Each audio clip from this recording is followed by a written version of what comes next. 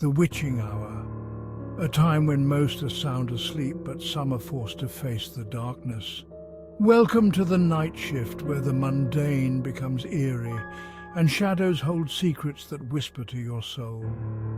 Tonight, we delve into the chilling tales of those who dared to work when the world slept, their experiences etched in the annals of terror.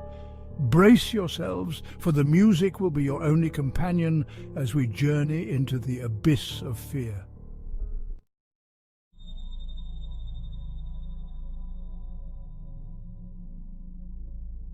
Imagine the silence of a long-abandoned hospital. Dust-laden corridors stretching into the abyss, flickering fluorescent lights casting long skeletal shadows. The air thick with the smell of decay and the weight of forgotten suffering. This is where our first story takes root. Our protagonist, a young security guard named James, starts his rounds. Each footstep echoes through the emptiness, a stark reminder of his isolation. The only sounds are the creaking of the building settling and the distant howl of the wind. Or so he thinks. A faint humming starts, barely audible at first, then growing steadily louder. It seems to emanate from the operating room at the end of the hall. His heart pounds in his chest as he cautiously approaches, his flashlight beam slicing through the darkness. He pushes open the rusty door, the hinges groaning in protest. The humming intensifies, a high-pitched whine that sets his teeth on edge. Then he sees it, a translucent figure hovering over the operating table, its edges blurring into the gloom. James freezes, his breath caught in his throat. The figure turns, its eyes two empty sockets burning with an eerie light. He stumbles back, his mind reeling. This can't be real. It can't be.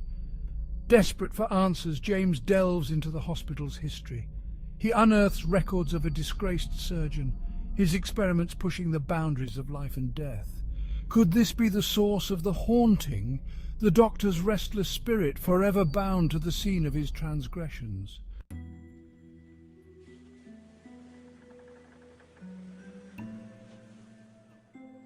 Our next tale takes us to a different kind of desolate, a vast, cavernous warehouse on the outskirts of town. Row upon row of towering shelves disappear into the shadows, filled with unknown cargo. It's the kind of place that feels heavy with unseen eyes, where every creak and groan of the metal structure feels like a whispered warning. Mark, a seasoned night watchman, knows the rhythms of the warehouse like the back of his hand, or so he believes. Tonight, something feels off. An unsettling stillness hangs in the air, punctuated by the skittering of unseen things in the darkness beyond his flashlight beam. As he makes his rounds, a crashing sound echoes from the depths of the warehouse. He spins around, his heart hammering against his ribs.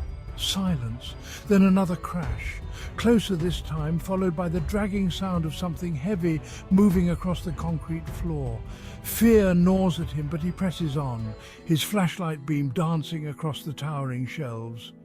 He rounds a corner and comes face to face with the source of the commotion, a towering figure shrouded in shadow, its form shifting and contorting in the dim light. Panic seizes him. He turns to flee, his legs pumping, but the warehouse seems to stretch endlessly before him.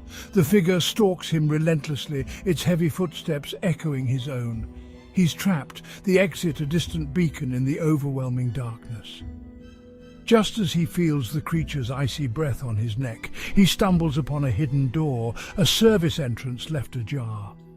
He throws himself through, slamming it shut behind him, the sounds of the creature's fury echoing from within. He's safe for now, but the question remains, what lurks in the shadows of the warehouse, and what does it want?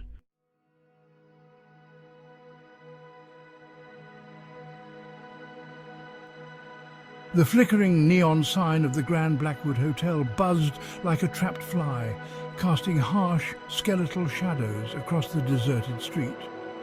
It stood there, a monolith of faded grandeur, emanating a silence that felt heavier than air.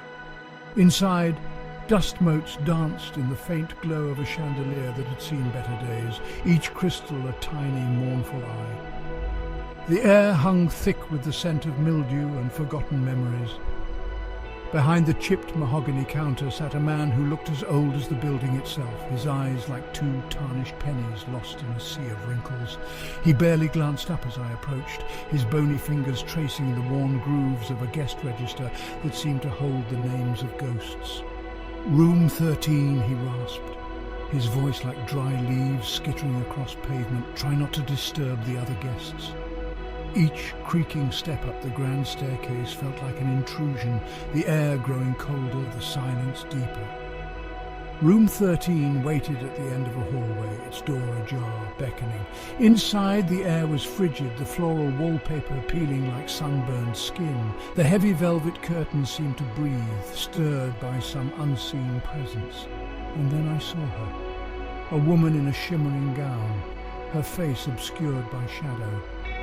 She stood by the window, her form shimmering, translucent. She turned, her eyes two bottomless pits of sorrow. A chill deeper than the grave swept over me, the air thick with unspoken grief. Her lips moved, forming words I couldn't hear, but felt deep in my bones. A story of betrayal, of a love lost and a life stolen, echoing within the walls of the Grand Blackwood. This wasn't just a haunted hotel, it was a mausoleum of shattered dreams.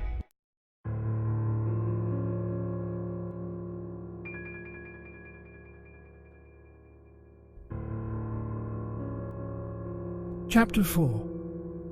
The fluorescent hum of the convenience store lights buzzed in my ears, a constant reminder of the isolation. It was the kind of place that existed solely for truckers and insomniacs, the kind of place that held its secrets tight. Every now and then, the bell above the door chimed, announcing another lost soul seeking refuge in the aisles of microwave burritos and stale coffee. But these weren't your typical customers. There was something off about them, something unsettling. Their eyes, hollow and distant, seemed to stare right through me, their movements slow and deliberate, like puppets controlled by unseen forces. One woman, clad in a tattered wedding dress, mumbled something about her lost love, her voice a raspy whisper that sent shivers down my spine. Then there was the man, his face obscured by a thick layer of grime, who kept asking for a phone that could reach the other side. Each encounter chipped away at my sanity, the line between reality and nightmare blurring with each passing hour.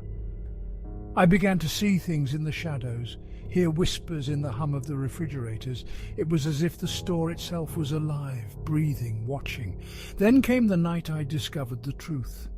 Tucked away in the back office, I found a dusty old newspaper clipping. It told the story of a family brutally murdered within these very walls, their spirits forever trapped, seeking solace, seeking revenge. The chill that ran through me wasn't the air conditioning. It was the realization that I was not alone, that I was sharing this space with something ancient, something malevolent.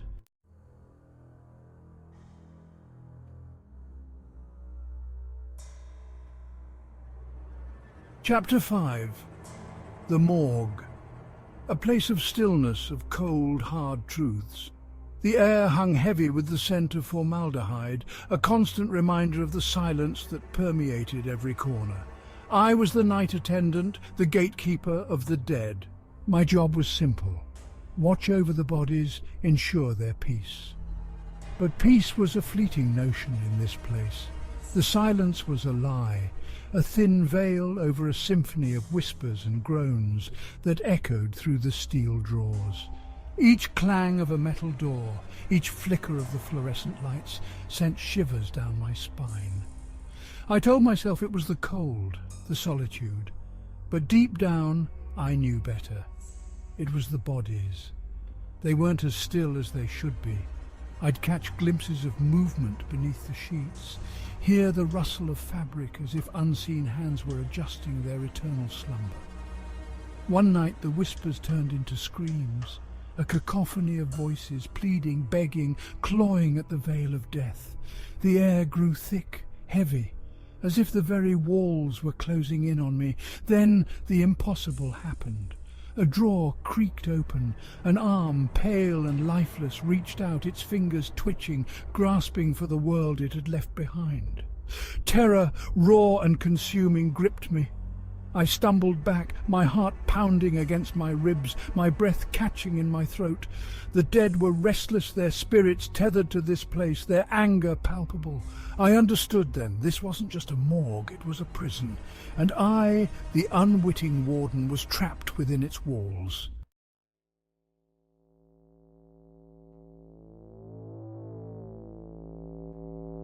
Outro, the night shift.